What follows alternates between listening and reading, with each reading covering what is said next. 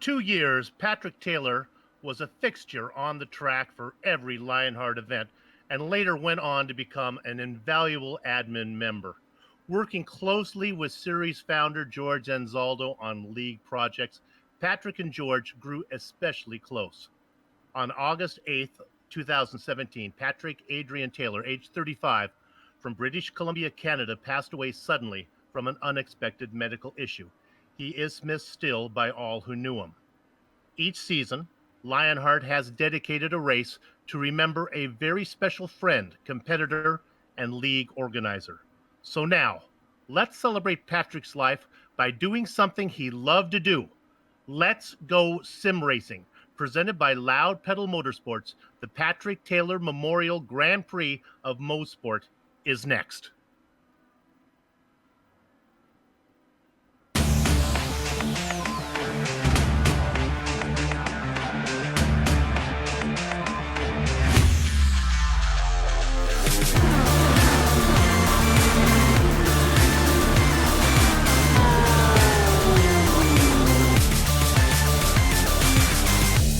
The stakes have never been higher.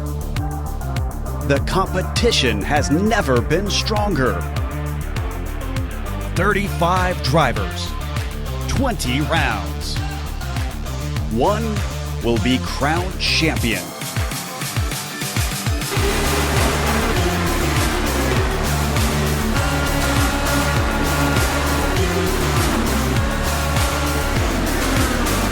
Competition. Commitment, excitement. This is Lionheart. You're watching the premier American Open Wheel Series on iRacing. The Lionheart IndyCar Series presented by First Medical Equipment starts now.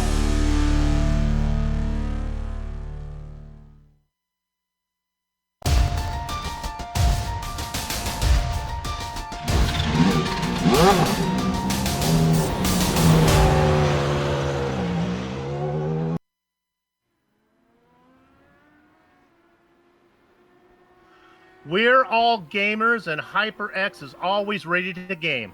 Competition, commitment, excitement. This is Lionheart. The Global Sim Racing Channel comes to the Great White North to bring you its Round 17 coverage of the Lionheart IndyCar Series Season 8 Championship presented by First Medical Equipment. Today's host venue, Canadian Tire Motorsports Park, has appeared on this series schedule each year, beginning in Season 5. Real-world IndyCar driver Sage Karam, along with two-time and defending champion Adam Blocker, each have wins here. The two sit atop the point standings, separated by a mere 14 markers, with Karam in the prize position. But they are not alone, as previous Mosport winners, three-time champ Jake Wright has also sipped the Canadian bubbly and is ready to prove that the sport of sim racing has not passed the multi-time champ by. But Wright will have his work cut out for him, because Karam and Blocker have had a stranglehold on road course success, winning 19 out of the last 21 races between them. Only Connor Harrington and rookie Joshua Chin have been able to crash the twisty course winners party. Harrington and Chin have suffered from inconsistency, while Andrew Kinsella has been steady all season, earning Havaketch a third-place spot in the Drivers' Championship. Canada's Geddy Lee said it best: catch the mist, catch the myth, catch the mystery, catch the drift. Stay with us, because all the simulated Dallara IR18 action of the Patrick Taylor Memorial Grand Prix of Mosport, presented by Loud Pedal Motorsports, will be streaming your way live as it happens right here on the iRacing Esports Network. Peace, good health, and welcome to the Sim Experience Countdown to Green. Over these 15 minutes, GSRC will bring you all the storylines, all the stats and facts you'll need to appreciate the Patrick Taylor Memorial Grand Prix of Mosport, presented by Loud Pedal Motorsports. Up in the booth, former real-world racer, a man who finished third in the 1996 Indianapolis 500, my late mother's favorite IndyCar driver, the pride of Glendale, California, the one, the only Richie Hearn, joins yours truly, Bill Soupçon, to bring you our Word's Eye view. Sean Ambrose has director duties, armed with cameras, provided by Dougie Beard. And Dougie had an easy time of it this round because no matter where he pointed his brownie, he was rewarded with something picturesque. To show you what I mean, let's take a closer look at one of iRacing's most breathtaking racing venues.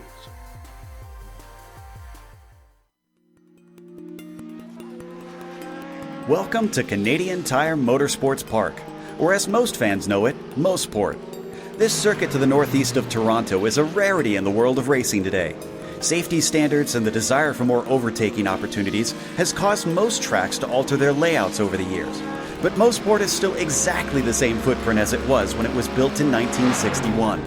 A mere 11 turns, most of which are high-speed sweepers, are dispersed among 2.5 miles, or just shy of 4 kilometers. The only alterations to the turns have been to the runoff areas, but otherwise the radii, camber, and elevation changes are all untouched. Because cars have continued to get faster through the passage of time, it's made this place a fearsome beast to tackle. Clayton Corner is particularly notorious. The blind crest and steep plunge combined with incredibly high speeds to create a punishing combination. Without many heavy braking zones, passing is often difficult. And other than using the slipstream up the Mario Andretti Straight, the only other option is usually Moss Corner. This double apex hairpin is named after Sir Sterling Moss for his suggestion to redesign it after he saw its initial layout.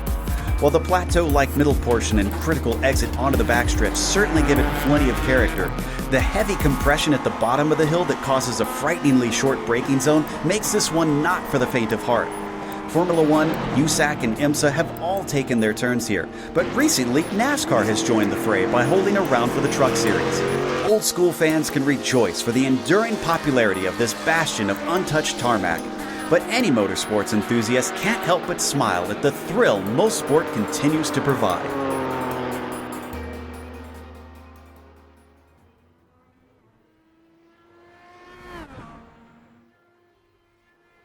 I told you it was pretty, and that video proves the point. All right, let's bring back in here my co-host here today. Richie, good to have you back. What do you think about this place? Yeah, Mosport's one of my favorite places I've ever raced at. Ran here in 94, 95 in the Atlantic Championships. It's a real man's track. It's super fast. It's only 2.5 miles long, roughly. And in these cars, they were getting around here just over a minute. So they are really pushing those things around. It's going to be tough to pass out there, really. You can see that one long straightaway and the turn coming onto it in Moss Corners 5A and 5B. That's going to be the key to getting around anybody. The rest of the track is all flowing and really almost flat out. Track's really bumpy. There's a couple of surprises out there, and if they hit the bumps just wrong, they're going to damage the floors. So it'll be, I think it's going to be whoever gets the lead is going to have a good time holding on to that. But we may see some accidents. As you can see from that shot right there isn't a lot of runoff. If they go off, they're hitting something. Remember, the Countdown to Green is brought to you by the Sim Experience AccuForce steering systems. With the most advanced tuning features on the market, the AccuForce Direct Drive is second only to the real thing. To check out the entire Sim Experience line of products, head on over to simexperience.com. Soup? Thank you, Richie. Okay, let's go ahead and take a look at the points. We'll bring those up for you right now. You should ignore the plus and minus there. I think those are a little bit off this week, the guys in the graphic department. I think they were a little busy doing something else, so don't pay much attention to those. Karam, Blocker, Kinsella, Caring, Harrington, and Chen pretty much in the same order they raced in last time. The big thing to pay attention to is the interval between Adam Blocker and Sage Karam, a mere 14 points. Andrew Kinsella, we talked about the consistency from him. He is still within striking distance, only 46 point back, and he seems to do pretty well on these twisty circuits. You see a pair of rookies in there sitting in third and fifth position and 11th. Richie talked a little bit more about those. Good to see Chris Lanini back up on the overlay, sitting comfortably in 12th. Michael Goodman hanging on down in 16th spot. There is another championship to look at, but first let me remind you that Drivers' Championship comes courtesy of First Medical Equipment. Can't forget that. The Team Championship, well, that's thanks to the good folks at HyperX. Before I talk about the teams up front with SKM, that's Sage Karam Motorsports sitting on top, and Allentech Simulation NHR Esports, and Adrenaline Motorsports Red, they all kind of, that's, I believe, holding station right there. I do want to talk about the teams that were really good last round, and it was all about LPM, and both of these teams, cancer down and thumbs up. For Cancer Down Group, it was Joseph Harrington with Chris Lanini and Jason Galvin having a really good race as they were best on the day. Right behind him in second, it was the Thumbs Up Group with Tyler Graff and Brian Yosik and Brian Greenley. So congratulations to them. They sit a little bit farther down the order in fifth and sixth. The teams up front, we got a race going on up there. We'll keep an eye on how that plays out with Chin, Karam, and Martinez leading the way for SKM, Harrington, Larkamp, and Lewis for Allentech Simulations, NHR Esports. One more championship to talk about, Richie. Yeah, these Rookie of the Year championship standings are brought to you by Butt Kicker. As the other championships are pretty tight, this one is not. Usually this one's pretty close to the end, but Chin has really opened up the gap to Nathan Lewis. He's 112 points ahead with only about 4 races left. He's kind of, unless he does something crazy, he's kind of got that sewn up. Frazier looking good in third spot. Holmes up one, up to fourth from fifth, and Kankapati down to fifth. But not much change there. So it's kind of wide open here. And, I don't see it changing much when we get to the end. We have a lot of longtime fans here on GSRC that watch the Lionheart series, but if you're new to it, let me tell you a little bit about Lionheart. The Lionheart Racing Series, powered by HyperX, is the premier open-wheeled racing league on iRacing. It oversees 2 great series, the Lionheart Retro Series, presented by DMLC Racing Channel, and that's just featured that's every Thursday, and then the one we're featuring here today, that is the Lionheart IndyCar Series, presented by First Medical Equipment. Both series honor the memory of the late Dan Weldon. Now, if you are a new viewer, I bet you're wondering what's going on. How does this thing work? Well, here's Richie to tell you how that's going to play out.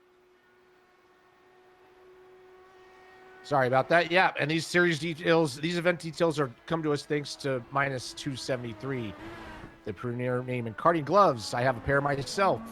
Their industry-leading gloves are super lightweight and durable, made of breathable poly spandex. Whether you're a kart or sim racer, Minus 273 gives you the control to reach victory lane. For more information on Minus 273's full line of gloves and apparel, visit minus273.biz. Don't forget to use the Minus 273 LHRS15 for 15% off all your orders.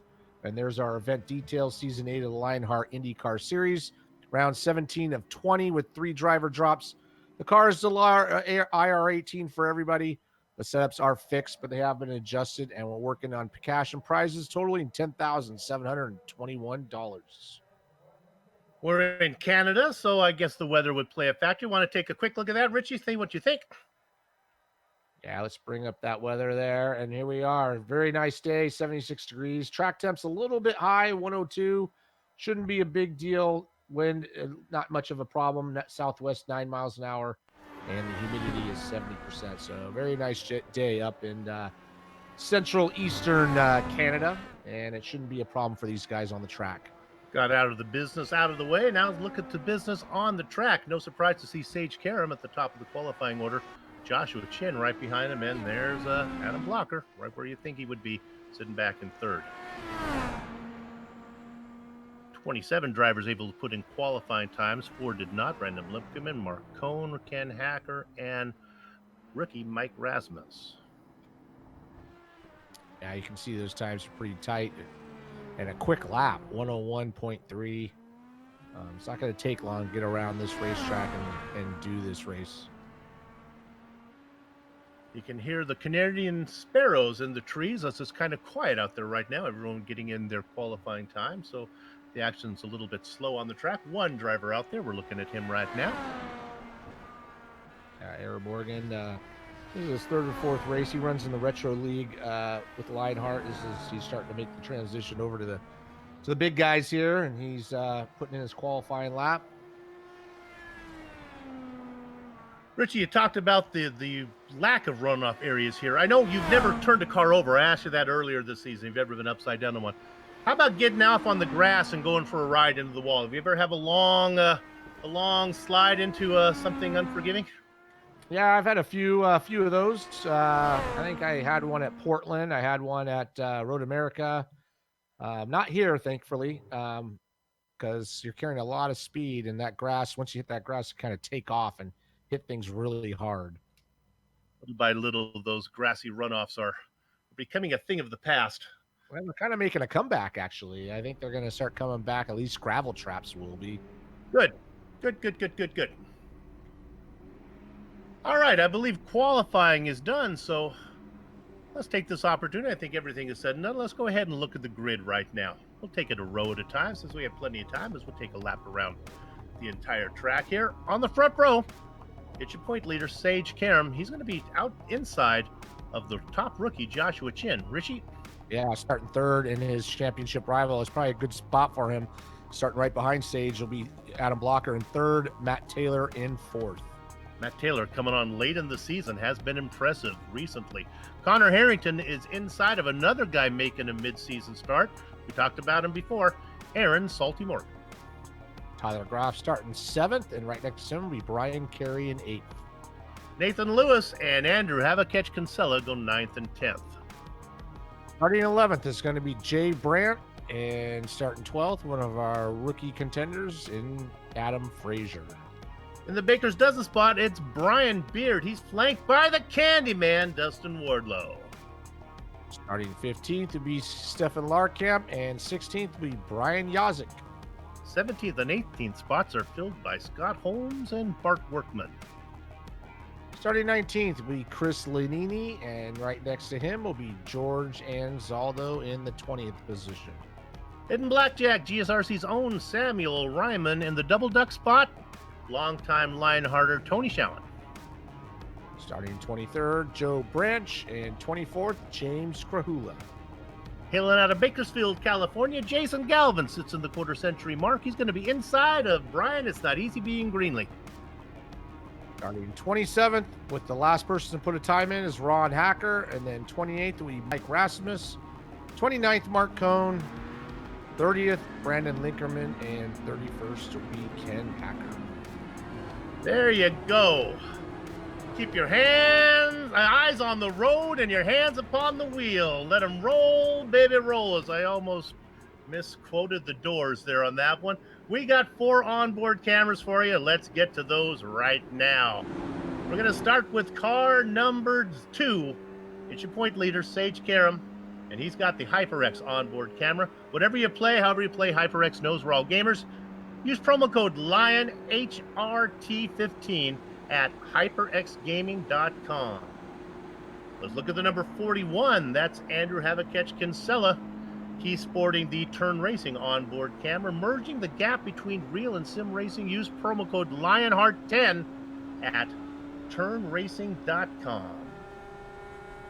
Then in the number 9, it's Dustin Wardlow. He's got the Patrick Taylor Memorial onboard camera. Patrick Taylor remembered amidst toughest championship battle in series history. And finally, car number 00. Is he here today? Is that Mike Rigney? And I don't think Mike Rigney is here today. All right. There, we'll put it on Sam Ryman.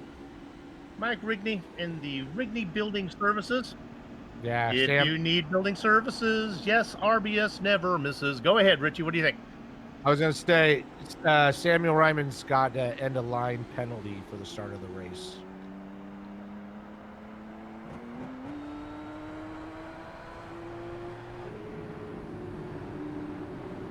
Okay. Well, okay. Do you want? Do you want to talk about number 4? Okay. Alpha Motorsports and the Brian is not easy being Greenlee. There you go. And we got a Loud Pedal Motorsports graphic to go with it. Well done. Didn't know we had that one available. Thank you, director. Boy, the director is on the ball here. Okay. We're all gamers, and HyperX is always ready to game. Competition, commitment, excitement. This is Lionheart. Sage Karam leading the way. Joshua Chin, Adam Blocker behind that. Connor Harrington and Matt Taylor. Oh, we got one car off out there off of turn 2 out into the tires. I don't know who that is, but got a pretty clean start up front. Sage Karam taking the lead. Joshua Chin falling in second, and Adam Blocker in third. Pretty clean start except for that one car. We'll come back to that. Oh, there's another car off going off into Moss Corner. Off to the left there. It was in 4th position. It was Matt Taylor. We talked about his great qualifying run. Boy, that's not the race that he wanted. He got a good starting position, but throws it all away. By the time he cycles back out, he sorts out in 29th spot. All this going behind Sage Karam and Joshua Chin. Blocker trying to stay with the front two. Yeah, Blocker's doing Connor a good job. Harrington. He's closing up on Joshua Chin. He knows the championship battle's coming down to the wire. He's going to do everything he can to get by Chin so he can pressure Sage. If Sage kind of takes off, he's going to be hard to catch and hard to pass. So with newcomer Matt Taylor out of the mix, we can put our attention to the driver in car number 48 sitting in 5th. Another newcomer, Aaron Morgan. We know him a little bit from the Retro Series, doing really well here with the big guys. Back half of your top 10, Tyler Graff, Brian Carey, have a catch, Andrew Kinsella in 8th, Jay Brandt, and Brian Beard.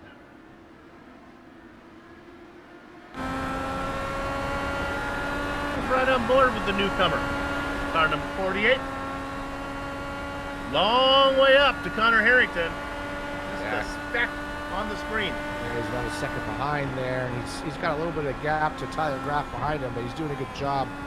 Started 6th up to 5th, hanging in there. He is a newcomer, like I said, to this series, to this car. He runs regularly in the Retro 79 series, but he's trying to make the move up, but he's been doing a good job hanging in there in the top 5. That's not easy to do. This track is so twisty, Richie. Is this a track where you can get in the toe of somebody and hang on? Or it looks like Chin's having a hard time. Yeah, it's pretty much going to be single file for most of the race. All these corners they're going through are pretty much flat out, and the track is really bumpy. The curbs are high. Right here is where you can really make a difference, and this is your only passing opportunity is to get a good run up that back straightaway.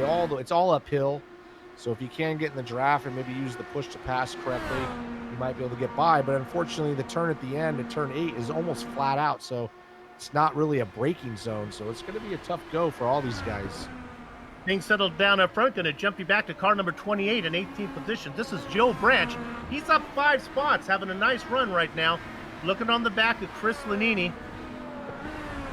Nice train of cars back here. A little more competitive back in this battle as the drivers aren't able to pull away from themselves. It's about a 12-car train led by Brian Beard in 10th. And one thing we didn't talk about, with only being basically a 1-minute lap track, it's not going to take long for these guys to come into lap traffic. And that could play a big part in how these guys compete and get by each other, is just catching the traffic at the wrong time. Oh, it looks like Joe Branch almost went off the track in turn 3 there. He got going again, but he lost a lot of momentum, and he's lost some spot or gap to Chris Lanini. Well, things start to settle down. Let's take an opportunity to quickly look at our race analysis. How far do we have to go? How far can we go? 51 laps is the race length. We figure we can go about 19, let's call it 20 laps before we have to stop. That's a 2-stopper. And then you can see the usual DQs there at 25 incidents. Yeah, you can see these guys coming up. Yeah, coming up there in turn 8, side by side. Nice little move there to the inside. Fastest lap set by Sage Karam, as you see, but nice little move there.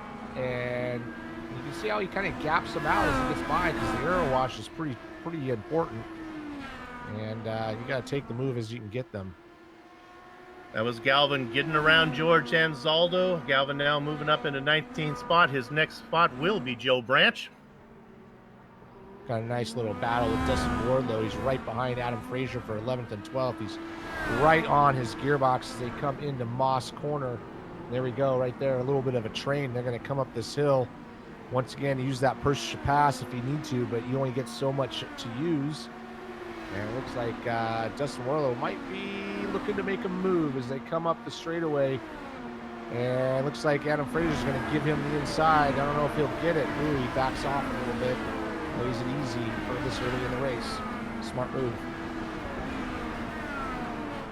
I wonder, Richie, psychological. Well, first of all, did you ever race with push to pass, or did that come in after you retired? Nah, I never had any of that. I didn't even have paddle shifts. I raced old school. There were no riding mechanics so with you, I know that much. But Not that old. I kind of wonder if psychologically, if you burn a push to pass going down the back straight into a corner, I almost wonder if you feel like you're going to force the issue because you don't want to burn one of those push to pass and not get anything out of it. Yeah, you got to use it wisely, and he can, and the guy in front can use it to defend too. So you really want to just save it to the end. And also, when you're using the push to pass, you're burning a lot more fuel, so it might change your fuel strategy. So I think you kind of want to save it to the last few laps when you can kind of get desperate and you need everything you get. So it could just as well be called push to defend then, right? Is that what you're saying? Yeah, absolutely. Nice onboard camera looking at. Go ahead. Yeah, I was going to say, on board with Dustin Wardlow, you can see how bumpy it is, and it's fairly narrow. You definitely don't want to get up on those curbs. I did a little practicing tonight with these guys, and the car moves around a lot, but it's so fast that you have to commit to these corners. But if you miss the entry to, say, this corner right here, off in the weeds you go. So it's going to take a lot of focus. Let's jump up a bit for a battle here for 7th position. This is Tyler Graff. He's under attack from Andrew Kinsella. Also in the mix is Jay Brandt. Nice 3-car battle. The leader is Graff. Kinsella is in the mix for big picture racing here because he's sitting 3rd in the points.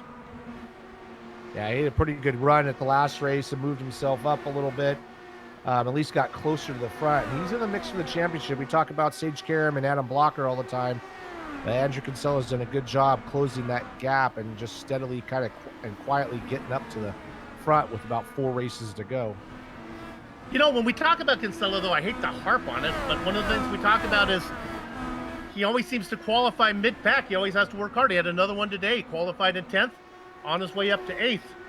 Good racer, just not fast in qualifying. Yeah, qualifying is not his strong point, and that's something I think he needs to improve for next year if he wants to challenge for the championship, because he's always having to work super hard just to get to the front. And unfortunately, it has caught him out in a couple of accidents just being in that mid-pack a couple of times. So I'm sure that's something he'll work on for next year. I don't know if he was all that eager to be up front, because I tell you, those guys are pretty quick up there. Sage Karam is flying. Joshua Chin staying with him. You know those two are fast because Adam Blocker, who is very impressive on road course, is having a hard time staying with the front two. Yeah, Adam Blocker was right behind Chin for a while, but he's lost about a second, a little over 1.2 seconds. He's got a healthy gap to Connor Harrington, but one thing Adam Blocker is really good at is saving fuel, and he might have realized that that's probably the better option, and it might extend his pit stop, and that way on that second stop, he doesn't have to take as much. He's always good at doing that undercut, and he's probably thinking right down to the very end where he should be. Let's go to 11th. This one is really tight. We're looking at Adam Frazier being stalked by the Candyman. Wardlow to the inside, puts his nose down in there. I think he's going to get it done, and he does. Let's give the spot to the Candyman. Now up into 11th. Yeah, that's a ballsy move right there. You come into that corner in 6th gear, and then right in front of him, the car locks his brakes. That's Brian Beard. But going into that turn 3, you're coming up in 6th gear, got to downshift a couple times, but not really braking very hard. So he kind of had to commit to that and give Adam Frazier a little credit for giving him the room as well. Big name drivers that have a few problems. We talked about Matt Taylor qualifying in 4th, had to spin early. He's well down in 30th, still on the lead lap. Also Nathan Lewis, our second best rookie, qualified in 9th. He is down to 19th right now, trying to make a comeback. Still have a long ways to go, and traffic and pit stops will come into play. So I think right now, like Nathan Lewis just got to keep it clean. Let's go to Galvin and Branch, and they come onto the front straight out of turn 10. And there's that's Branch. We're looking at Branch on the inside with Nathan Lewis. Just talked about him trying to come back from a early misfortune. He gets that spot back now up into 18th. Yeah, he made that move around the outside in turn 1, which is almost flat out. So nicely done making that move. He's already gapped Joe Branch and working on coming up to Jason Galvin. And yeah, he's on the move right now to try to make up the spots that he lost early on. Often the best racing on the track is sometimes back in the mid-pack. Everybody's put in Lionheart. Uh-oh. We talked about Nathan Lewis, and he just had a spin. He came right up, and this is in Moss, got right up behind Jason Galvin and looped it. Yeah, he just got on the gas, 1st gear corner. He just got on the gas a little too hard, and fortunately he didn't hit anything, but he's got to wait for all these cars to go by and that's not going to make him very happy. Kind of emphasizes the point I was just about to make, that sometimes some of the best racing is down in mid-pack. The guys that don't quite have it figured out, like the guys up front. You watch racing up front, it's kind of like watching a game of tic-tac-toe. You kind of know how it's going to go. Nobody ever makes a mistake. You watch a game of tic-tac-toe from toddlers, now you got something exciting, because every once in a while, one of the kids makes a wrong move, and that's why it's fun to watch mid-pack racing. Let's go back to P11 with Dustin Wardlow, and he is really closing up on Brian Beard after he made that pass on Adam Frazier. He is in the draft, and they still have Adam Frazier right behind there, but he is closing right up, and he's making a move starting 14th up to 11, working on trying to get in the top 10, and they come through 9, and they come through 10, and man, he's right there. He's going to try to make a move early on. Going to jump up to... Oh, I'm sorry, Rich, to interrupt. I thought the action was hidden. In 7th position, Andrew Kinsella just made a pass around the outside of Tyler Graf. Graf came back on. I didn't mean to interrupt you there. My spidey senses were tingling, and I thought something was going to happen. All that said and done, give Kinsella up now into 7th. You can see it on the tower. Oh, you're good. A lot of action going on. Not much going on up front. All the action's in that 7th on back. And this battle with Wardlow and Brian Beard, this is where you got to make the move. You got to get on the power good and not spin like we saw earlier with Nathan Lewis, but he's right there. He's a lot closer. I think he's going to try to make a move. Push the button, Brian Beard's going to force him to go to the outside, which you can make happen because the next corner you'll be on the inside. And he lift, and man, nice job by Dustin Wardlow. Nice job by Brian Beard, giving him a little bit of room. And let's move Dustin Wardlow up into the top 10 there. Nice job. Sweet pass by the Candyman. Now cracks inside the top 10. Started in 14th. Working lap number 13.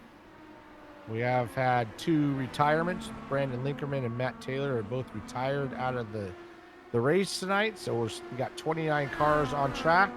Brian Greenlee, though, he's 52 seconds behind the leader, so it's not going to be very long before Sage is going to start catching up to these guys. There is Brian. It's not easy being Greenlee. If there is something bad to happen, it'll find Brian racing with Loud Pedal Motorsports, the sponsors of tonight's race. Graphic department could not find a logo for them, so it's great to see Loud Pedal Motorsports there with a nice onboard motorsports or onboard camera logo.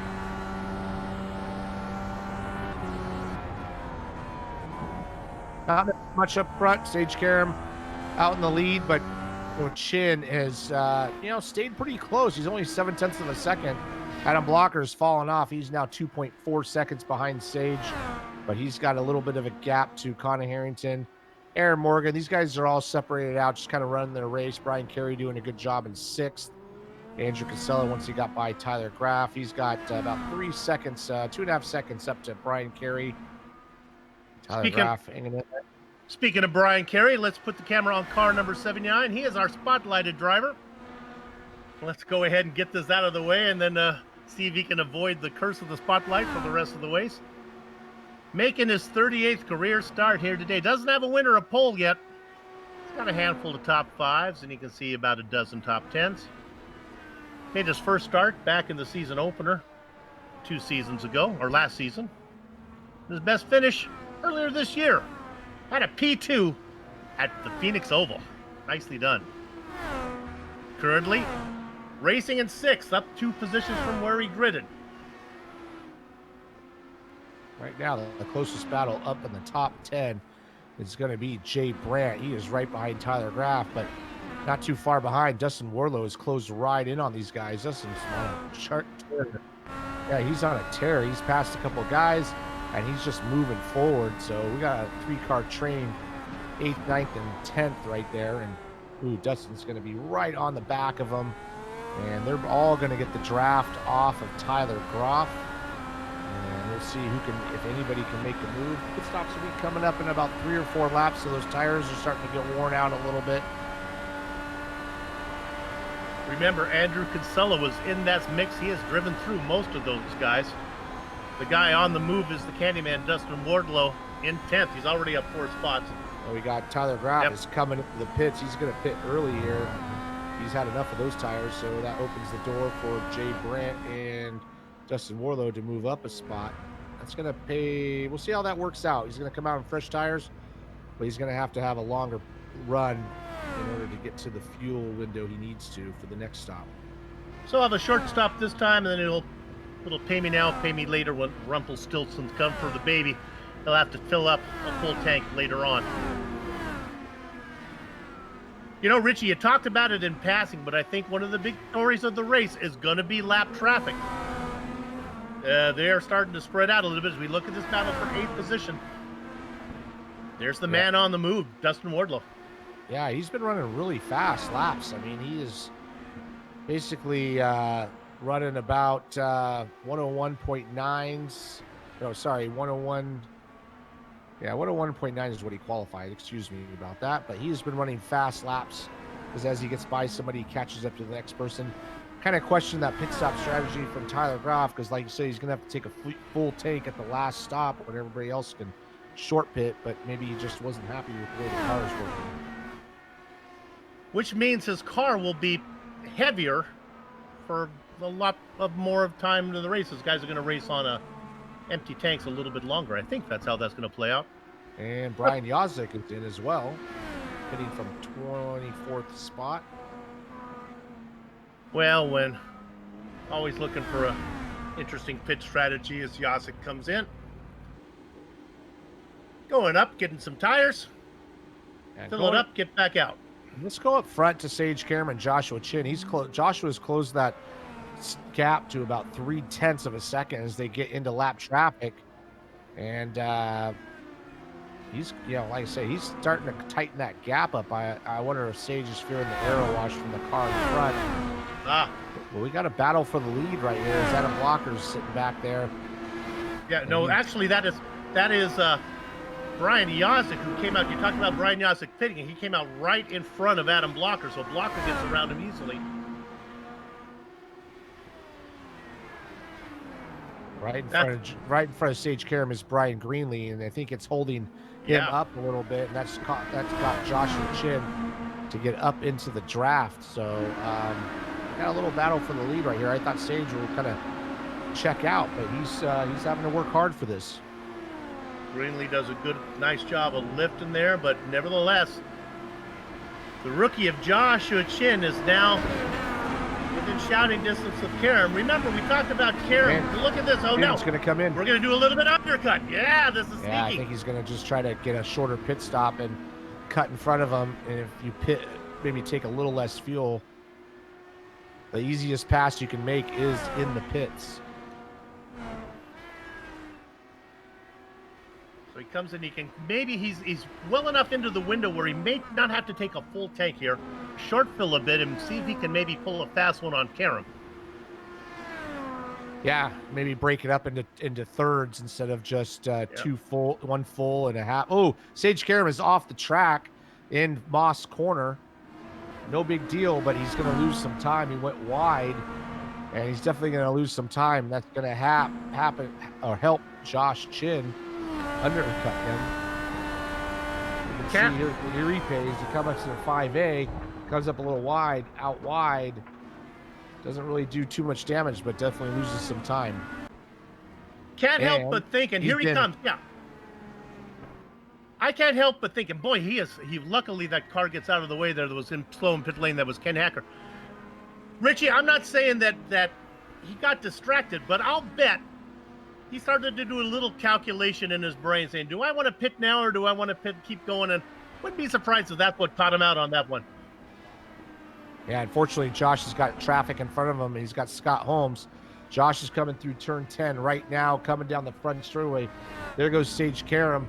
It's going to be close as they come out of the pit lane. It looks like, it's going to be real close. He's going to get him. He's going to have the momentum, the inside line, and he's going to undercut him just like that. I think that little off track is what really hurt Sage.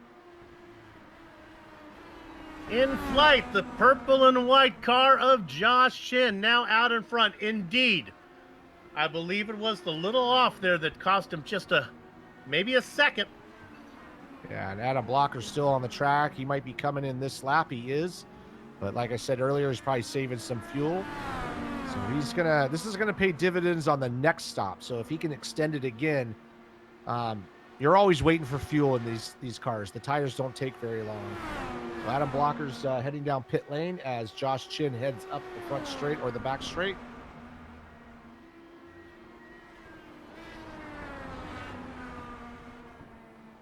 Blocker's going to get that pit stop done. I don't know if he's going to get out. He starts to roll.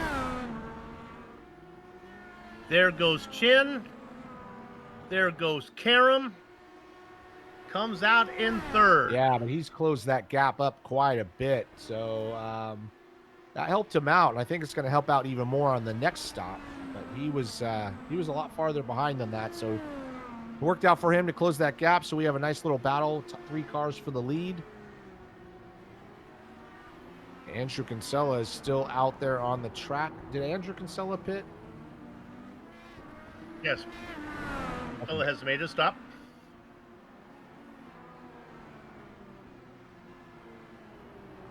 Look at him now. He is working his way up through the field.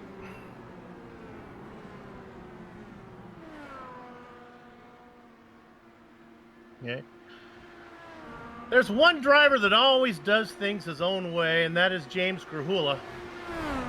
He's decided instead of to pit early, since everyone was pitting early, Mr. Contrary is going to stay out and run long.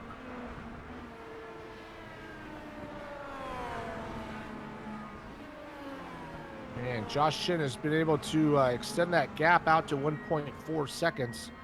Sage struggling a little bit on those cold tires, and he's got a little battle on his hand. Josh is on his game tonight. So let's take this opportunity, since all the pit stops are out of the way, to give you a little bit of through the field here. We'll take them 2 at a time. I got the front 2. It is Joshua Chin out there. Car number 93 took over the lead on a little undercut that he was able to do on Sage Karam, your point leader. Behind them, Richie, who you got? Yeah, we got Adam Blocker, and he did a good job extending that run a little bit. He's closed the gap up to Sage Karam. He's only about 1.3 seconds behind. He's gained about a second on them, and right behind them is Connor Harrington doing a good job, starting 5th up to 4th. Kind of running his own race at the moment. And then I apologize for this. I'm not sure if this is a real position or not. Let's go to 5th position. This is, it is Andrew Kinsella. I'm sorry. Indeed, it is Andrew Kinsella. Yeah, it was James Grahula who was racing in 5th. All of a sudden, he blinked away. So we'll see if he comes back. So we'll focus on Andrew Kinsella, car number 41. Again, doing what Kinsella does. Qualified 10th, up 5 spots. Right behind him, another driver working his way through the field, but he's got a little bit of work behind him. I'm talking about Jay Brandt. What's going on behind him there, Rich? Right behind him is Tyler Graff, who was an early pit stop. He took an early pit stop, but he is started at 7th, sitting in 7th, but he's right there behind Jay Brandt. Brian Beard is not too far behind them, just about 7/10 of a second. Started 13th and up to 8th. It looks like Tyler Graff's looking to make a move up in front of them. He's going to go around that was close. Going around the outside in turn 8 of Jay Brandt. Sorry about that. Well, let's change those positions. Nicely done. Wanted to wait till we got the through the field done. We're gonna take a look at that one again, as this is a courageous move. Yeah, this is pretty much a commitment move. Like, you have to just decide you're going to do it, and you just stick with it. But you can see as they go through the corner, and he just goes right out to the edge and then squeezes them over and makes that move. So nicely done by both those guys. Funny, Jay Brandt kind of took his half out of the middle, left the inside open if he wanted it, but the outside was the way to go. Let's drop back to 8th position. Brian Beard back there being chased by Adam Frazier. Those guys raced for 8th and 9th. I'm going to take one more spot.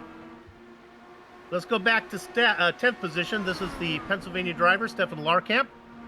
Up 5 spots to cracking into the top 10. Richie, who you got in 11th? In 11th, we got Dustin Warlow, who's been one of our bigger movers. Maybe not as far as the moves from starting position, but he's made some great passes. He was in 10th earlier. Must have had a little issue on the pit stop. Now he's dropped back to 11th. But Right behind him is Scott Holmes doing a good job. He's a few seconds back. He's 11 seconds back in 12th spot. Let's stay on this a bit because right behind him is Aaron Morgan. Morin qualified in 4th position. He has fallen back, and now he is all over the gearbox of Scotty Holmes, trying to find his way around. Yeah, Morgan must have had a problem too somewhere along that because he was up in the top 5 earlier, and he's dropped all the way back to 13th, trying to make those positions up. He's working hard, as you can see behind Scott Holmes, and he's getting in a little bit of a hurry because they got a huge gap from them to up to Dustin Wardlow. Yeah, let's pause our walk through the field here for a minute and watch these guys work it out as they go through Moss. This is where you want to get the power down. Watch the 48. He's in the draft. Let's see what kind of a racing line Scott Holmes takes. Looks like he's going to leave the inside open for him if he wants it. Here comes Morgan, a car length back, a half car length back. He gets up on the inside. He is there. They are going to be side by side. And I think when this is all said and done, Morgan gets the pass, moving up into 12th, Holmes into the Baker's dozen spot. Let's drop back a spot, Director. Car number 0914. Position, this is Bart Workman. Up a handful of spots from where he started.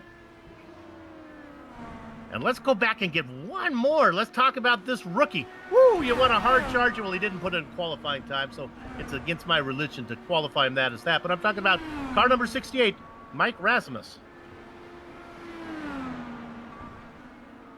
Yeah, 28th all the way at 15th. Nicely done.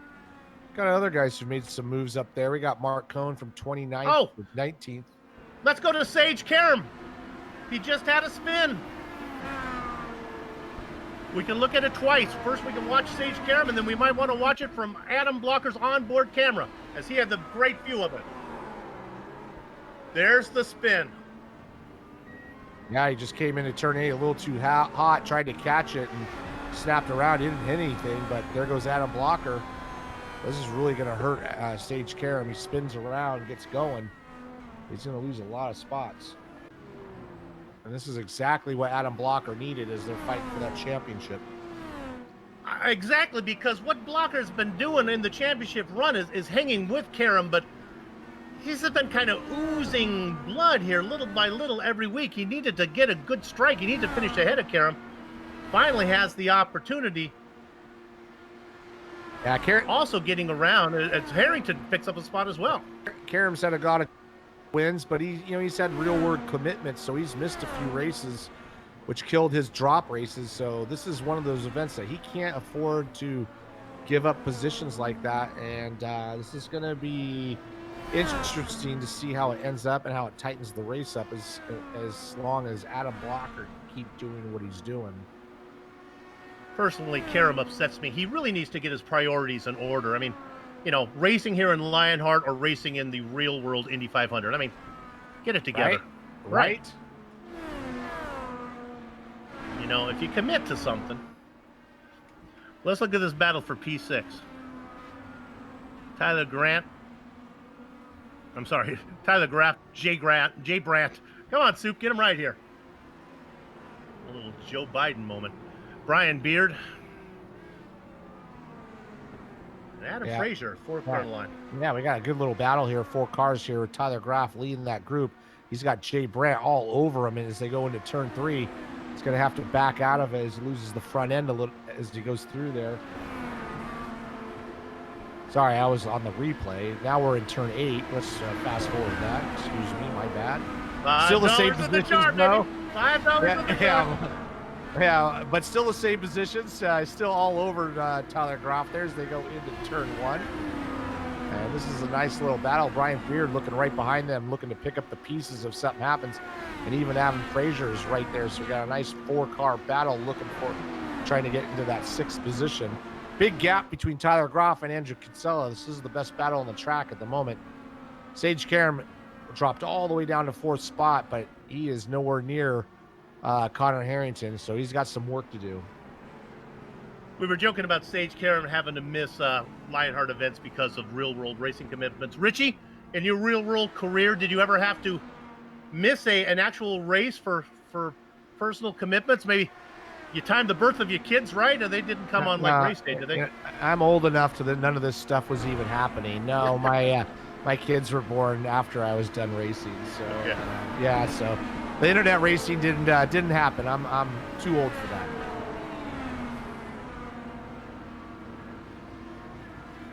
Planning the birth of your kids after you retire. That's probably wise for a couple of reasons. Good racing going on out there. We're working lap 22. Can we bring up the weather a little bit? Is it my imagination, or are we under like some Canadian overcast 30. here? We're working lap 30. Yeah, 22 to go. Thank you. Thank you, Richie. Okay, 22 to go. My bad. All right. Laps to go, it says on my little chart there. You can see a little bit cooler out there. Yeah, race is going by quick. Like I say, 1 minute laps doesn't take very long for these guys to get around. We've had some great battles. Joshua Chin, if we can go up to the front there to Josh, he's definitely in some heavy traffic. He's got Tony Shawan and George Anzaldo right in front of him. But he's got a pretty good gap. He's got about a 4-second gap down in Blocker, so he can take his time. But definitely lap traffic is going to play a part, because even if he gets by these two guys, he's got 2 more cars. Oh, there we go. He's going to get let by there by, who was that? That was Tony Shawan. Did a good job letting him by. And here comes, he's going to come up to George Anzaldo, the league founder there. Josh Chin on his game tonight. Adam Blocker doing everything he can in second place. And Connor Harrington doing a good job. We haven't talked about him much. Started 5th up to 3rd. He really hasn't done much, but just kind of keep it clean. He's set for a podium finish. We do have one more round of pit stops coming up, so things could change. Keep in mind, Blocker has a 2-lap advantage as far as fuel on Chin. He went 2 laps farther, so he's been out there 2 laps less right now. I want to go back to 4th position. This is interesting. I wanted to check in on... Oh, Sage Karam is off! I knew it was coming! He just wasn't feeling it. Yeah, he went off in kind of the same spot there, coming up into turn 8. And we see the replay here. He got up on the curb on the inside of turn 8, and it kind of spit him out to the left. Right here, he overcorrects and over the curb. He really doesn't hit anything. He's going to get going again, but he is not going to be happy with himself. He's having a rough time. He's going to go on board. He's working it. Working those minus 273 gloves on the wheel, but it still turns it around. Yeah, he kind of got up on that curb, and he tried to correct, and it spit him out. Now he's got more work to do. He's just going to have to try to just keep it clean and limit the damage. What drew my attention to him, because as he had that spin earlier, I was expecting him to try to run down 3rd position Connor Harrington. That wasn't the case. In fact, he was falling back into the clutches of Andrew Kinsella. And have a catch. Can we put the car on number 41? This is what he does. Qualified in 10th. He's 1 spot away from a podium. Yeah, he does this week in and week out. It has caught him out a few times, and if he can only qualify a little bit better, he'd be right up there. But yeah, Sage Karam having a rough night. He's knocked all the way down to 9th place, and that's going to help Adam Blocker even more in the points. Longtime viewers don't want to hear me harp on this, but I got to talk about it for new viewers. There are drop races, what I call drop insurance. You get 3 of them. If you have a bad race, or if you have to race in the real world Indy 500, you can wipe that one away. Everybody has to throw out their 3 worst events. Sage has already burned up all of his insurance, so everything that happens now, well, he'll have to pay for it.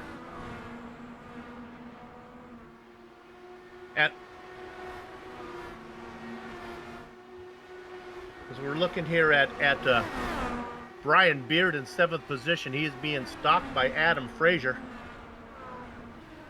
We got kind of about a 5-car train here, though. We got Adam Frazier in 8th, Brian Beard, Jay Brandt, Tyler Groff, all up there. Yeah. So 5th through Sage is pitting all the way back to Adam Frazier. So a 4-car train. We got this. This is a tight little group for that top 5 position.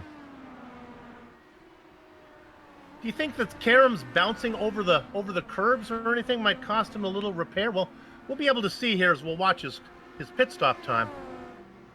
But this is going to cost him in the points. When you tune back in next round, don't be surprised. In fact, I would be surprised if we don't have a new leader at the top of the standings.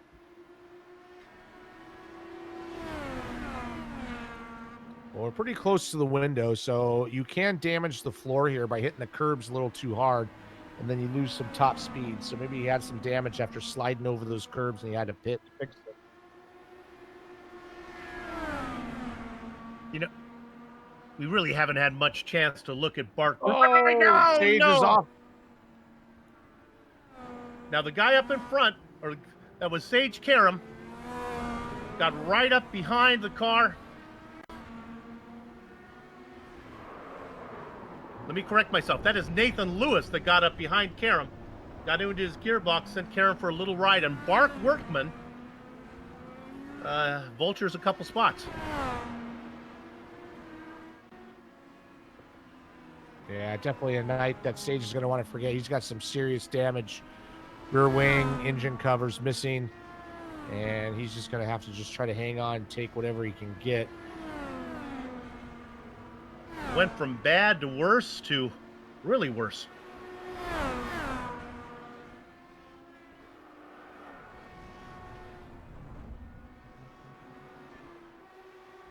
Well, how about a nice quiet run into the top 5? Indiana's own Jay Brandt. Up 6 spots. Yeah, he's doing a good job, and he's got a little bit of a train. Let's go up to, let's go even back a couple of spots to Dustin Wardlow. He's right behind this group, 14th to 8th. Got some cars starting to pit. Some guys are starting to come out, and Nathan Lewis is coming out right in front of that group. They go by him. But this is a nice little battle with Jay in 5th, Brian Beard, Adam Frazier, Dustin Wardlow. These guys have been together most of the race, and they're doing a good job kind of steadily moving up. So we'll kind of keep an eye, and pit stop should be coming up fairly soon. Nathan Lewis puts in his final stop. Remember, he made that early stop, and so he has to come in early on the second stop as well. He is in 19th position, the last car on the lead lap. I believe he might actually be a lap down. Adam Frazier in 7th, getting closer and closer to Brian Beard. No move yet, but he is stalking him quite a bit. So we'll kind of keep an eye with Dustin Wardlow right behind them as well. From 3rd spot, Connor Harrington pits. He's got company. Tyler Graff in the pit lane. Aaron Morgan in the pit lane. So Harrington, what we want to watch, we'll keep an eye on Harrington in relationship to Andrew Kinsella. Kinsella was just behind Harrington when Harrington decided to come in. I don't think Kinsella will be able to get there, but something to watch. Nah, he was about 3 seconds back. Yeah. I don't think he's going to be able to make that up. He might be able to close it up, but just keep moving along, man. 10th to 4th, doing a good job. Leader is in. Adam Blocker, as expected, stays out. And it looks like Sage Karam has exited the race. So looks like we have 24 cars on the track at the moment. Chin rolls, comes back out onto the track. Hold on to that 2nd spot. He was a healthy 13 seconds ahead. Adam Blocker is now in the lead. He can go a couple of laps here and see if he can tighten that gap up a little bit. He was 4 seconds behind, though. I don't think he can close up that much. We're looking at Blocker. He's got the car of Aaron Morgan in front of him. Morgan is fast, even though he's racing back in 15th spot. Blocker, as expected, is going to run this thing long. Got to figure maybe the car is faster on old tires and light fuel than it is on new tires and heavy fuel. I don't know. I'm pretty sure. I mean, I don't know how much it's wearing the tires out, but light fuel is going to definitely be better. I think it comes down to more just taking less fuel at that last stop. Let's give a shout out to Mike Rasmus, up to 11th spot. Started 28th. He didn't put a time in, but still up to 11th. Right in front of Tyler Graff, who has made his stop. Rasmuth, one of the rookies coming in mid-season. I don't know if it's right to say he got a promotion from the Retro Series, because I don't mean to to quantify or give a gradient on which series is best, but it's good to see him racing up here in the senior series. Let's put it that way. Yeah, they're both really, really good. Some people prefer to just run the 79 like myself because I do the broadcast here. We'll go to P7, and some people want to move up, so they ask, and then you get granted if they've been doing a good job in the 79 series. That is a fun series. Those cars put on a good show.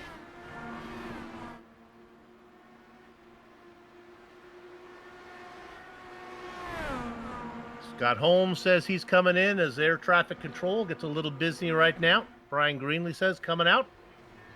We are still waiting for Adam Blocker. Yeah, Adam Blocker is sitting in fourth, though. He's got some traffic, and that's definitely not helping him, and that's going to help Adam Blocker. He's had clear track these last couple of laps, so if he was able to put in a couple of good laps and Josh got held up, this might be close because he's going to have to take less fuel. I expect Adam Blocker to come in this lap, and he is right now. Joshua Chin is coming up the main straightaway in the back, and we'll see how this goes. I think this is going to be pretty close. Adam Blocker coming down pit lane. Hasn't quite got to his box yet, but he doesn't have to take much fuel. Joshua Chin coming through 8, coming through 9. Adam Blocker up on the jacks. Off the jacks. Yeah, he's going to get him. He's going to get him easily. There goes Chin. I created drama when there was none. That was good broadcasting. You read page 17 of the GSRC's commentator handbook. Doesn't matter if there's real drama or fake drama. Drama is good. Blocker sorts out in second. Go ahead. I was going to say Andrew Kinsella coming out, and Connor Harrington has gone by him. Really, it's just Jay Brandt right now. He's coming out of the pit lane. Looks like everything's going to be status quo up front. Oh, let's look at Tony Schowan. It just happened, Director. Dustin Wardlow was in 8th position. I think Schowan was a lap down. I don't believe it was for a position. The Candyman was in a bit of a hurry. And I'm hearing avoidable contact to car number 22. That is Nathan Lewis got one. That was the avoidable contact that Nathan had on Sage Karam. So a little penalty to be served by the rookie.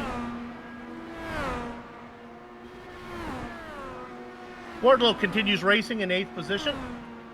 Yeah, I'm watching the replay there. Looks like they just kind of clipped each other coming out of the last corner. I don't know if he's going to get a penalty or not.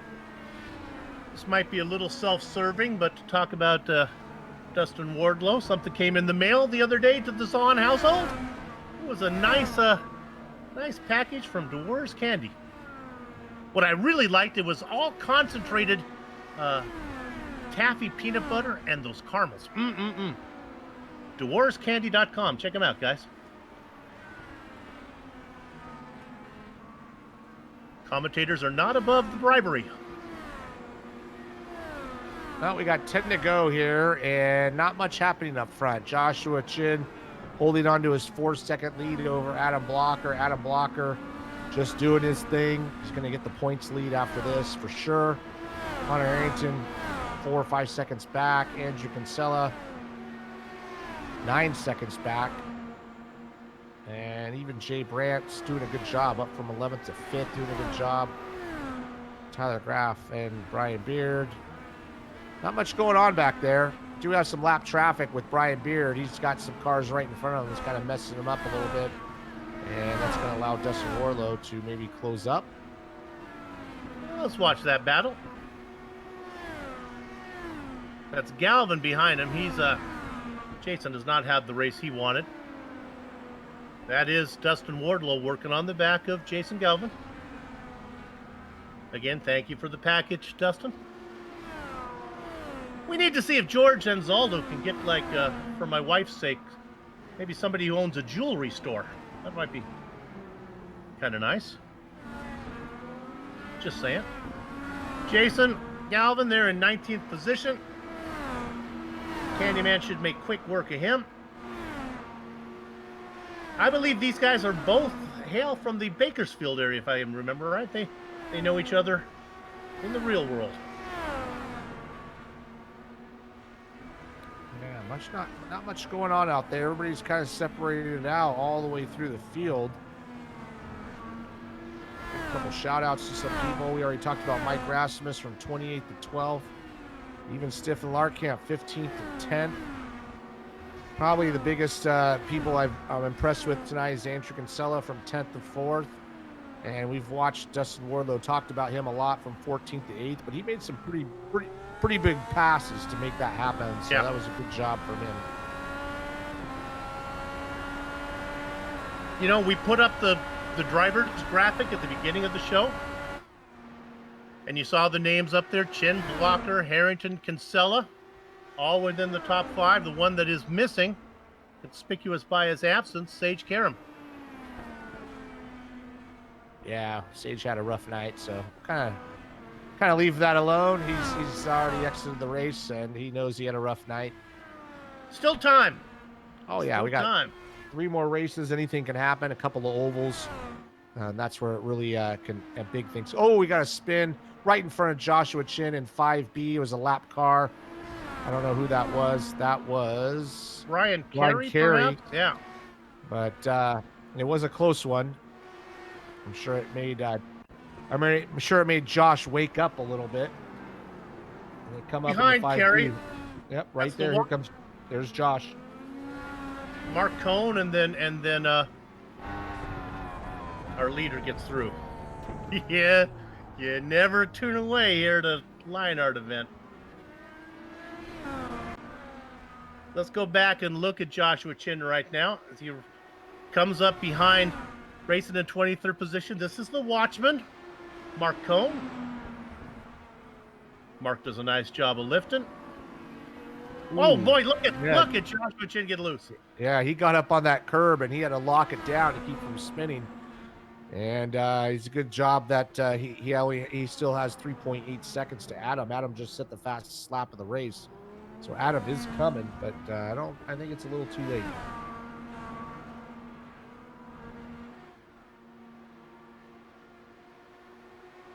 Looking through the field, how about we go to car number 67, the last car on the lead lap, currently in 12th position, Scott Holmes.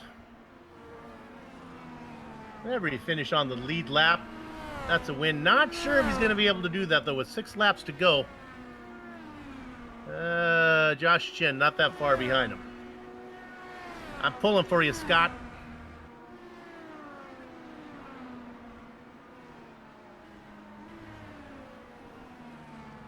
Not a lot of battles out there right now, Richie. Things have kind of settled down. It's just a matter of drivers negotiating the lap traffic. Let's go to car number 1. This will be your point leader when everything is said and done. This is Adam Blocker coming up behind. One more time, the Watchman, Mark Cohn. Let's watch Cohn get out of the way. Let's another driver go through. Yeah, like you said, not many battles going on as far as position. We do have some, lap traffic issues out here. Things like that, but nothing really exciting going on. We're just going to kind of watch the cars go around. We're getting close to the end. We got 5 to go, it looks like. We do have one battle that's kind of sizing up if we want to go to it. It's battle for the 8th and 9th position with Adam Frazier and Stefan Larkamp. It's probably the closest battle we have on the track. There you go, right as they go through Moss Corner, up the front straightaway. Aaron Morgan's not too far behind in 10th. Remember, Aaron Morgan had that great qualifying, started on the outside of row 3, had an issue early with that spin. Been working the entire race to get those spots back. But right ahead of him, this is where the battle is. Frazier with Stefan Larkamp. They work their way through the right-hander now. This is White's corner now onto the front straight. Good exit. Yeah, this portion of the track in real life is just unbelievable.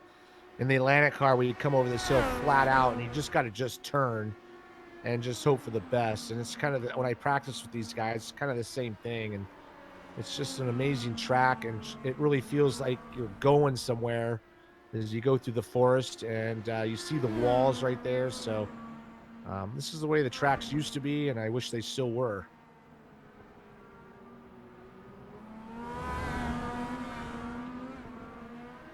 Richie, is it kind of interesting? I don't know the word I'm looking for. When you actually sim race on a track that you've raced in real life, especially like a road car, it's got to be kind of fun. Oh yeah, absolutely. You can kind of visualize exactly where you're going and what you're doing. And iRacing does such a great job at scanning these tracks and just the visual with the way the curves are, the bumps are, the bridges, and it just brings you back to those moments, and it really makes it a lot of fun. Car number 48, Aaron Morgan. We talked about him trying to make up for it. He just had a spin coming out of the final corner, looped it around, nosed it into the inside wall. This is big boy racing. You break it, you bought it. I believe his afternoon is over. Too bad. He had made a nice comeback. He did. And he's exited to the garage there. So unfortunately, his night will be over. But that battle, if we want to go back up to Stefan Larkamp, he's right behind Adam Frazier as they come out of Moss Corner. He's close enough now to where he could possibly make a move, and it looks like he's going to try to do it. Adam Frazier's going to give him the inside going up the straightaway, and it's going to get done fairly easily. That's where that push to pass can help if you save some. So good job there from Larkamp. Move him up to 8th. That was the battle that Morgan was trying to race himself into, and his aggressiveness might have cost him there in the end. Let's go up front, look at our leader as he works his way through the S's. Yeah, well, let's go up to the leader. Sorry to cut you off. This was a 4-second gap. It is now a 1-second gap with 2 to go. So I don't know if traffic happened or Josh made a mistake, but Adam is closed right up behind Joshua Chin. And now I don't think maybe he won't be fast enough to pass him, but he could put a lot of pressure on Chin as they're coming up to some traffic. And they got 2 cars in front of them in turn 3. This is going to change everything. The cars up in front, that's Scott Holmes and Brian Greenlee. We talked about Holmes trying to stay on the lead lap. I didn't think it would be an issue. Well, now staying on the lead lap is very important. Oh, and Adam Blocker caught him at the wrong time. And probably not happy about that, but they didn't have any contact, just the way it went sometimes. That was Brian Greenlee. Yeah, he had nowhere to put the question is, why is Chin in this situation? Could it be fuel? Again, I'm going to take page 17 out of the GSRC's commentator handbook. Let's see if Joshua Chin can get the car home, working through the S's. He's on the white flag lap. Coming around whites, the final right-hander. The car in front of him is Scotty Holmes. The Patrick Taylor Memorial Grand Prix at Mosport goes to Joshua Chin. Adam Blocker will have to settle for second, but nevertheless a big points day. Harrington, Kinsella bring it home in 3rd and 4th.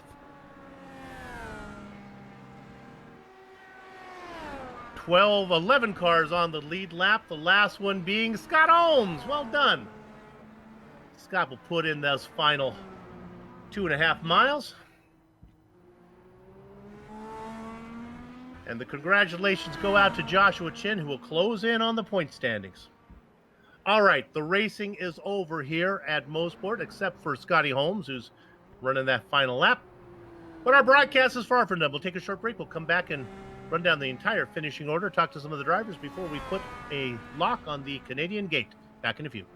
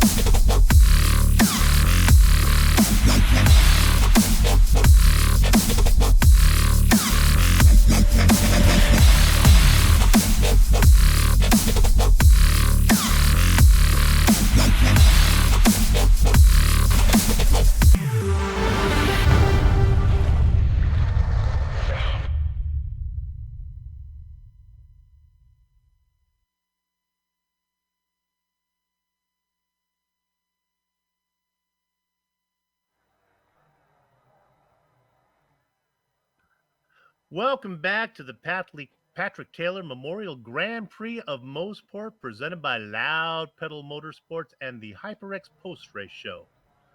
The Lionheart Racing Series is powered by HyperX. When you're trying to claw your way to the top of the podium, it pays to have an ultra comfortable, high quality headset that gives you the audio information you need to grab that checkered flag.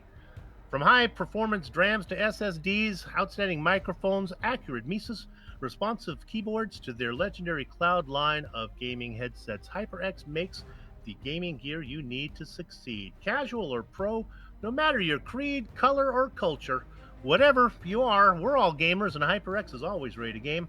Use promo code LionHRT15 at hyperxgaming.com to get a little percentage off your order there. Now, here's the turn racing finishing order. He started in second position, was able to get up to the lead and hold it. That's Joshua Chin. Adam Blocker followed him through into second position, and look for Blocker to be at the top of the points when we come back next round. Connor Harrington and Andrew Kinsella go third and fourth. Havaketch doing what he does every week, picking up positions from his bad qualifying position. Jay Brandt rounds out your top five. Back half of your top 10. Brian Beard, Tyler Graft, Stefan Larkamp, Adam Frazier, and Scott Holmes finishing in 10th on the lead lap. Richie? Yeah, coming home in 11th is Mike Rasmus. Nice job, 28th to 11th. Brian Carey started in 8th, finishing 12th. Brian Yazik moving up a couple spots to 13th. Samuel Ryman, a good race, started 21st up to 14th. Bart Workman in 15th. Nathan Lewis, a little disappointed, I'm sure, with that finish from 9th to 16th. Chris Laney, 17th position, finished. Brian Greenlee, 18th. Jason Galvin, 19th. And Joe Branch, 20th. Hidden Blackjack, Mark Cohn in the double duck spot. Aaron Morgan, the Candyman in 23rd position. Dustin Wardlow with the boss. George Anzaldo behind him in the double dozen position. Tony Schowen in the quarter century mark. He's going to be ahead of Sage Cowan, our point leader, coming into the race. Won't be there when we go out of the race. Ron Hacker is in 27th. James Kerhula after him. Ken Hacker. Matt Taylor, the fast rookie, still has to pay his dues as he'll go from 4th to 30th.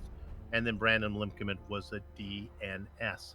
Okay, let's go to a interview now, and I believe I have the honor of talking to we get to talk to Josh Chin, our top rookie and winner here today. Josh, you had a road win earlier this season. You get another one. Yeah, wasn't really the way I was expecting that to happen. Sage got floor damage early, and it kind of went downhill from there, and then he got taken out. So not really a great day in the team points for us, but big in the championship, especially with him going out and finishing ahead of Blocker, Harrington, and Kinsella. The last stint, I was just holding on. I picked up floor damage coming out of the pits, and it was just all kinds of loose and sideways that last run.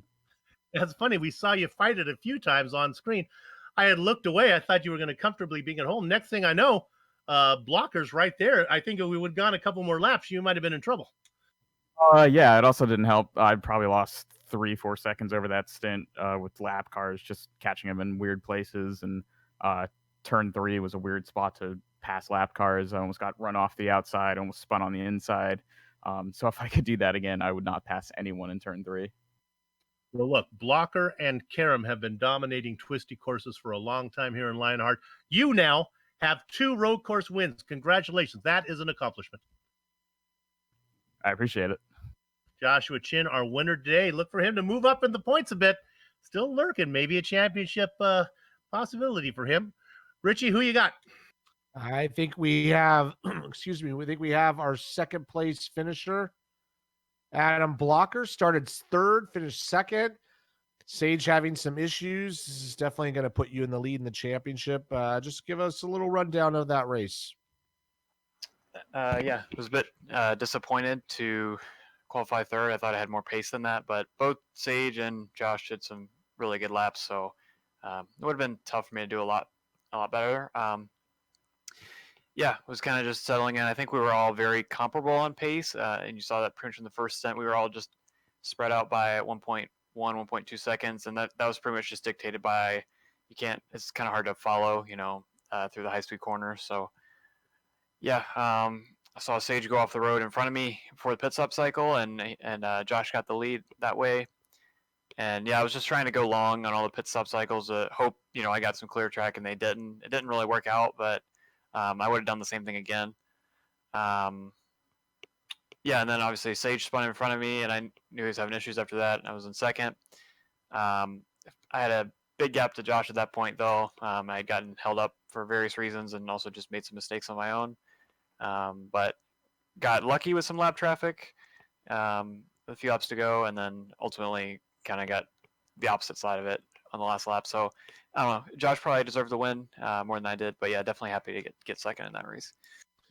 Yeah, I want to go back to the first stint there, and it looked like at first you were right there with them, and then you kind of dropped back. Were you really kind of thinking about saving some fuel because you were able to go about 2 laps longer than those guys? I honestly wasn't trying to save fuel. It was just at different points in the first stint wasn't super comfortable with the car, but and here at Mosport it's kind of deceptively tricky. Like when you look at the track map, it doesn't look like there's much to it, but there's quite a few corners where if you slightly overdrive the entry by like a mile an hour, I mean, you miss the apex and you lose like 2-3 tenths, and on such a short lap, that's huge. So, yeah, I was just struggling with a little bit of consistency at a couple spots, but yeah. Yeah, definitely a tough track with this car was how fast they're going around the track, and you were catching up to Adam or Josh at the end. And the traffic is tough here. He just kind of caught up to I think it was Greenlee, just kind of right at the wrong moment. Just kind of one of those things. Yeah, I mean, the etiquette there should be, if it's the last lap and there's 2 leaders and you're not going to lose a position, you should probably pull over and let both the leaders by. But yeah, either way, it doesn't matter. It wasn't very likely for me to pass Josh, and yeah, I mean, I'll take second. It's good point stay, as you said, so yeah, definitely take it. Yeah, well, thanks for joining us here. Good job, and definitely killed it in the points there with the problems with Sage, and we will see you next week. Yep, looking forward to it. Just want to thank the team and congratulate Andrew on the 4th place, and yeah, looking forward to Kansas. There you go, Soup. Adam Lucky, your second place finisher today. Sadly, he did not get to celebrate in the Sim Experience victory lane. To help you get there, check out the Sim Experience AccuForce steering system. It has the most advanced tuning feature on the market. The AccuForce Direct Drive is second only to the real thing. See the entire Sim Experience line of products at simexperience.com. All right, I believe I get to talk to the third place driver now as we get to talk to Connor Harrington. Connor, boy, you avoid trouble and good things happen. Yeah, pretty good race. Able to get a fastest lap out of it, which is nice to secure a bonus point. Still probably too far out of the championship to do anything about it, but we held that 4th spot by only being 1 spot behind Chin. It was a pretty good race. I don't know what if you know what happened in front of you. Karam had that issue. He came up behind you. Did you realize he was behind you? And I thought he was going to run you down, but that didn't happen. No, looking back, it looked like he had floor damage, and then he was caught up in an incident after that. We were pretty safe with the amount of push passes we have, so we were pretty confident